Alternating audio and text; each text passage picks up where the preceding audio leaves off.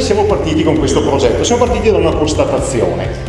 E esistono delle tecnologie per l'informazione geografica, immagini satellitari, droni, eccetera, a basso costo, però non entrano nel mondo delle aziende agricole. Perché questo?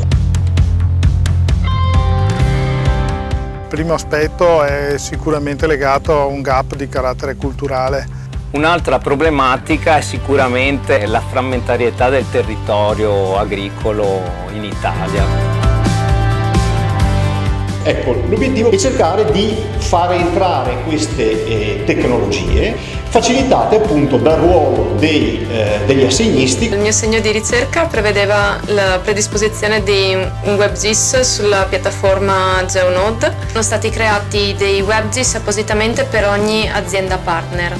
In questo progetto abbiamo utilizzato dati provenienti dalle missioni Sentinel-2, quindi le immagini satellitari dell'ESA facilmente scaricabili dal portale, e che ci hanno permesso di ottenere delle informazioni molto importanti sui vigneti delle aziende partner, quali ad esempio delle mappe di vigore ricavabili tramite gli indici NDVI.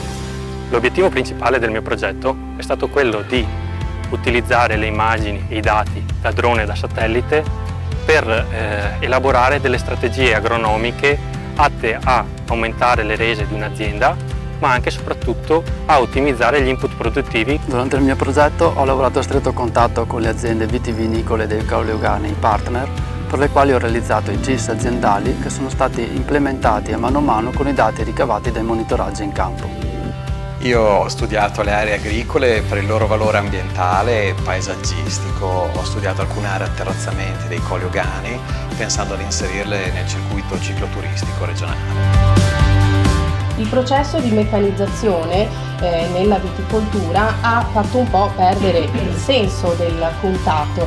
Il discorso dei droni l'ho visto un po' come un riprendere questo contatto tra l'uomo e il vigneto. Senza GIS non si riesce a fare agricoltura di precisione, il GIS è utile e i modelli cartografici sono fondamentali per poi dopo gestire in modo sito-specifico le diverse scelte e le diverse colture.